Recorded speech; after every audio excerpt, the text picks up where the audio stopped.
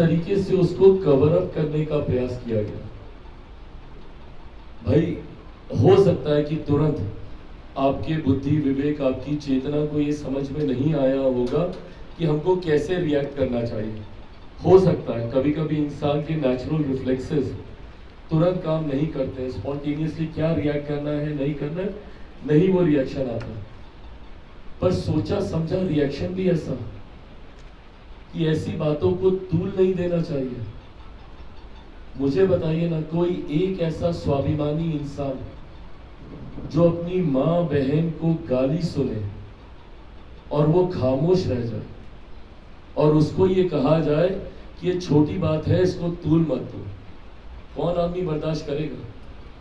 मैं किसी के प्रति पर्सनल नहीं हो रहा, पर एक बार के लिए अपने आप को मेरी जगह पे रख के देखिए। जब आप ऐसे ऐसे शब्द जो हम लोग बोल नहीं सकते, जो बिना बीप के आप लोग अपने चैनल पे दिखा नहीं सकते, ये शब्द एक बार सोचिए, अगर आपके परिवार के बारे में कोई बोले, खून नहीं खोलेगा। उसके बावजूद मैं इतना मर्यादित होकर, इतना संयमित होकर अपनी बातों को रखने का प्रयास कर रहा हूं। पर हर किसी की एक सीमा होती है सहन शक्ति की। मैं जिस परिवार से आता हूं, मुझ में बहुत संयम है, बहुत धैर्य है। पर संयम और धैर्य की ऐसी भी परीक्षा ना ली जाए कि आपकी माँ बहन को आपके सामने बेइज्जत किया जाए और आपसे उम्मीद रखी जाए कि इन बातों को तूल ना दिया जाए। प्रतिक्रिया में कहा जाता है कि हमने सुना नहीं, लीपा पोती। सिंपल सा जवाब था इसका कि अगर ऐसा हुआ है कड़ी कार्रवाई होगी। बर्दाश्त के काबिल नहीं है ये घटना। पर जिस तरीके से उसको कवर अप करने का प्रयास किया जा रहा था, साफ स्पष्ट हो रहा था कि आप कहीं ना कहीं दाढ़ी में कुछ, दाल में कुछ काला है, दाढ़ी में कोई ना कोई तिनका है जिसको आप छुपाने का प्रयास कर रहे हैं। आपको जस्टिफिकेशन देने की जरूरत क्यों पड़ रही है? और मैं बार बार मैं कहता हूं कि अगर मैं उस मंच पर होता और मेरे सामने ऐसी घटना घटती, राबड़ी देवी जी आज भी मेरी माँ है, मेरी बहनें हैं उस परिवार में। ये रिश्ता जिसको लेकर आप लोगों ने कई बार मुझ पर आरोप लगाया, इसी जगह पर बार बार आप लोगों ने मुझ पर कहा कि आप क्यों लालू परिवार के प्रति सॉफ्ट रहते हैं। क्योंकि मैं जिस परिवार से आता हूँ, रिश्ते निभाने हम लोग को सिखाए जाते हैं। मैं जिस परिवार से आता हूँ, वहाँ पे रिश्तों की मर्यादाओं को बनाए रखना हम लोग को सिखाया जाता है। और मैंने हमेशा वही प्रयास किया। राजनीतिक मंच पे कड़े से कड़ा विरोध किया, पर कभी किसी के भी विषय में मैं व्यक्तिगत नहीं हूँ। पर यहाँ पर ना सिर्फ मेरे बल्कि मेरे परिवार को लेकर व्यक्तिगत हुआ गया। और उसके बाद जिस तरीके से मेरी बहनों के द्वारा भी इसकी लीपापोती करने का प्रयास किया गया, मीसा दी बाकी नेताओं के बयानों को दिखाकर मेरी माँ को दी गई गाली को जस्टिफाई करती है। मेरी बाकी की बहनें बाकी दलों के नेताओं के द्वारा कही गई बातों को लेकर, and let me be very clear when I से दिस, टिप्पणी और गाली में बहुत फर्क है। हो सकता है कि कोई टिप्पणी आपने ऐसे कर दी हो जो आपको लगे कि शायद मर्यादित नहीं है। हर किसी का एक देखने का तरीका हो सकता है। मैं जैसे मेरे प्रधानमंत्री को ये लोग बोलते हैं जेल भेज देंगे, वो लोग बोलते हैं इसमें हम लोगों ने अमर्यादित क्या बोला। मैं मानता हूं कि अमर्यादित है। मेरे प्रधानमंत्री जिस कद के, जिस रुतबे, जिस तजुर्बे से वो आते हैं और देश के सर्वोच्च पद पर हैं, हमारे राष्ट्र के नेता हैं वो। आप हमारे राष्ट्र के नेता के बारे में इस तरीके की भाषा का इस्तेमाल नहीं कर सकते। और उनको लगता है कि उन्होंने गाली नहीं दी, ये बात भी सही है। तो ये टिप्पणी और गाली में फर्क होता है। ऐसे में दूसरे नेताओं ने क्या कहा, उनको कोट कर कर मेरी बहनें एक मां बहन के बारे में दी गई गालियों को जस्टिफाई कर रही हैं। मुझे नहीं पता ये किस तरीके की परंपरा को लालू परिवार के सदस्य अपनाने का कार्य कर रहे हैं।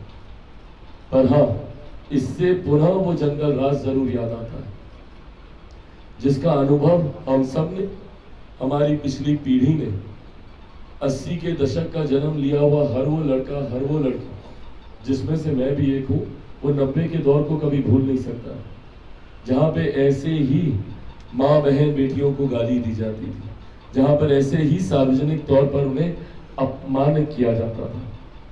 आप लोग मुझे बताइए ना, आज एक असामाजिक तत्व में इतनी हिम्मत हो गई कि वो तेजस्वी यादव के सामने चिराग पासवान की माँ बहन को गाली दे, और उसके बाद भी उसके ऊपर कोई कार्रवाई नहीं। अब मुझे बताइए, उसका मनोबल नहीं बढ़ेगा? जब वो अपने गांव में जाएगा तो क्या उस गांव की महिलाओं के साथ वो अभद्र व्यवहार नहीं करेगा? क्योंकि जब चिराग पासवान के परिवार के बारे में बोलने से कुछ नहीं हुआ, तो वो तो गांव की गरीब महिलाएं हैं, उनके साथ तो गलत से गलत व्यवहार भी हो जाए, कौन कार्रवाई करेगा? आप ऐसी मानसिकता को बल देते हैं कवर अप करके, और ये राजद का कल्चर रहा है। इस तरीके से हुड़दंगियों को, दबंगइयों को इस तरीके से बढ़ावा देना इन लोगों का कल्चर रहा है। अफसोस होता है मुझे कि जब बिहार के एक युवा नेता, और मैं मानता हूं एक बहुत गंभीरता से लेने की जरूरत है, बहुत बड़ी जिम्मेदारी है हम युवाओं पर। हमारे प्रदेश की एक बड़ी आबादी हमें अपना आदर्श मानती है। मेरे अपने कई ऐसे साथी हैं जो मुझे अपना आदर्श मानते हैं। तेजस्वी जी के भी कई ऐसे कैडर हैं जो उन्हें अपना आदर्श मानते हैं। क्या परंपरा रख रहे हैं हम उनके सामने, क्या एग्जाम्पल सेट कर रहे हैं? हमें ऐसे प्रेसिडेंट सेट करने की जरूरत है उन लोगों के सामने, ताकि भविष्य में कभी इस तरीके की घटना को अंजाम देने के बारे में वो लोग नहीं सोच पाए जो हमें अपना आदर्श मानते हैं। पर ऐसे में हम लोग की खामोशी, और लिटरल खामोशी थी, वो बोलते हैं मंच में भाषण दे रहे थे, झूठ बोलते हैं तेजस्वी। आप वो वीडियो देखिए, भाषण नहीं दे रहे थे, वो मौका दे रहे थे उस व्यक्ति को अपनी बात समाप्त करने का। वो व्यक्ति मंच से उसने कनेक्ट बना के रखा हुआ था, वो मंच से कनेक्टेड था। वहां पर उनकी पार्टी के एक और नेता जो मौजूद थे, उनका नाम ले लेकर वो बात कर रहा था, भैया भैया बोलकर उनको संबोधित कर रहा था। वो भैया भी उनके सामने हाथ जोड़ रहे थे। तो वो व्यक्ति मंच से कनेक्टेड था, प्रत्याशी उनकी उस दिशा में देख रही थी। ये तमाम बातें वीडियो प्रमाणित करता है, मैं कोई गलत नहीं बोल रहा हूँ, आप उसको रिमाइंड करके पॉज करके आप देखिए। ऐसे में बोलना कि हम भाषण दे रहे थे, कोई बोलती है कि भाई मंच पे शोर हल्ला गाना बज रहा था, कुछ नहीं था भाई, खामोशी थी। उस व्यक्ति की आवाज स्पष्ट सुनाई दे रही थी। तो ऐसे में खामोश रहकर हम मौन सहमति दे रहे हैं ऐसे असामाजिक तत्वों की मानसिकता को, जो बिहार में माँ बहन बेटियों के अपमान को जायज मानते हैं। ऐसे में आने वाले दिनों में बिहार की जनता को बहुत गंभीरता से अब ये निर्णय लेना है कि क्या जंगल राज वाली वही सरकार हम लोग को वापस चाहिए, जिसने 15 सालों में बिहार को बर्बाद कर आज भी बिहार से बाहर पीढ़ी दर पीढ़ी लोग रहने को मजबूर हैं। क्यों? क्योंकि 90 का दशक ऐसा था। 90 के दशक से पलायन किए हुए लोग दूसरे प्रदेशों में गए, वहीं पर उन्होंने नौकरी की, वहीं पे उन्होंने घर खरीदा, शादी की, बच्चे पैदा किए, और आज उसी प्रदेश के होके रह गए। उनकी 2-2, 3-3 पीढ़ियां उस प्रदेश में रह गई इन्हीं कारणों की वजह से, और आज वही आहट दोबारा सुनाई दे रही है। इस बात को अंडरलाइन कर लीजिए, राष्ट्रीय जनता दल के नेतृत्व वाली, इनके गठबंधन वाली कोई भी सरकार बिहार या किसी भी लोकसभा में इनके नेता अगर जीत कर जाते हैं, तो उस लोकसभा में वहां की मां बहन बेटी, गरीब वंचित दलित शोषित परिवार के लोगों का रहना असंभव हो जाएगा। एक और उदाहरण आप लोग की समझ में रखता हूं। जमुई की ये घटना है, महाराजगंज की ये घटना है, कल की ये घटना है। मैंने अपने सोशल मीडिया प्लेटफॉर्म पर इन वीडियोस को भी मैं साझा कर रहा हूं। संभवतः आप लोगों के सामने भी ये जानकारी आई होगी। महाराजगंज जमुई में, जमुई विधानसभा के अंतर्गत, वहां पर बूथ नंबर 73 और 74 में श्री अमित कुमार भगत को राजद के नेता के द्वारा अमित कुमार भगत के परिवार की पिटाई की गई। क्यों? क्योंकि उन लोगों ने एनडीए के पक्ष में मतदान किया। वीडियो अगेन सेल्फ एक्सप्लेनेटरी है, उसमें वो बुजुर्ग आपको बताएंगे, वो महिला आपको बताएंगे कि किस तरीके से उनके साथ मार पिटाई राजद के नेताओं के द्वारा की गई, किस तरीके से उनके परिवार को जान से मारने की धमकी दी गई। इस बात पर कानूनी कार्रवाई भी की जा रही है। पर आप लोगों के माध्यम से मैं बताना चाहता हूं, और ये एक जगह का उदाहरण नहीं है, ये इस उदाहरण को मैं कोट इसलिए कर रहा हूं because this comes with a proof. मेरे पास वीडियो है इसको प्रमाणित करने के लिए। बाकी जगहों के लिए मैं मौखिक बोलूंगा बट कोई प्रूफ नहीं है, क्योंकि वहां के लोगों ने मुझे बताया, और बिना प्रूफ के मैं नहीं चाहता कि मैं आप लोगों के समक्ष कोई बातें रखूं। धीरे धीरे जैसे वहां के भी प्रूफ्स हमारे सामने आएंगे, मैं वो भी बातें आप लोगों के साथ मैं साझा करूंगा। पर ये जानकारी है अमित भगत जी की, आप वो वीडियो देखेंगे, एक बुजुर्ग व्यक्ति किस तरीके से डरा सहमा, लाचार, बेबस, अपने परिवार की जान की चिंता में। ये है हमारे नेता, ये है बिहार के दल जो बड़ी बड़ी बातें करते हैं, बेरोजगारी हटाएंगे, गरीबी हटाएंगे। 15 साल बिहार के लोगों ने दिया आपको। जब 15 साल में आप बिहार की गरीबी, बेरोजगारी नहीं हटा पाए, सबसे ज्यादा मजदूर बिहार में बने, और मजदूर बनकर हम लोग, लेबर क्लास बनकर हम लोग दूसरे राज्यों में हम लोग गए इन्हीं लोगों के शासक काल में। और ये लोग आज बिहार के विकास की बात करते हैं और इस तरीके से बिहार का विकास करेंगे, दलितों, वंचितों, शोषितों पे मारपीट करके। ये बात हकीकत है कि राष्ट्रीय जनता दल की सोच पूर्णतः अनुसूचित जाति जनजाति विरोधी है।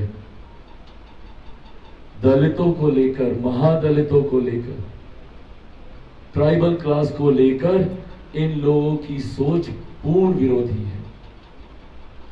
भले वो चिराग पासवान की मां को गाली देने की बात हो, भले वो इस तरीके की घटना जहां पे एक दलित परिवार के साथ मारपीट करने की बात हो, या भले इनके नेता जो दबंगई के साथ अपनी जाति को फ्लॉन्ट करते हुए कैमरे के सामने बोलते हैं कि हम चमार थोड़ी ना है।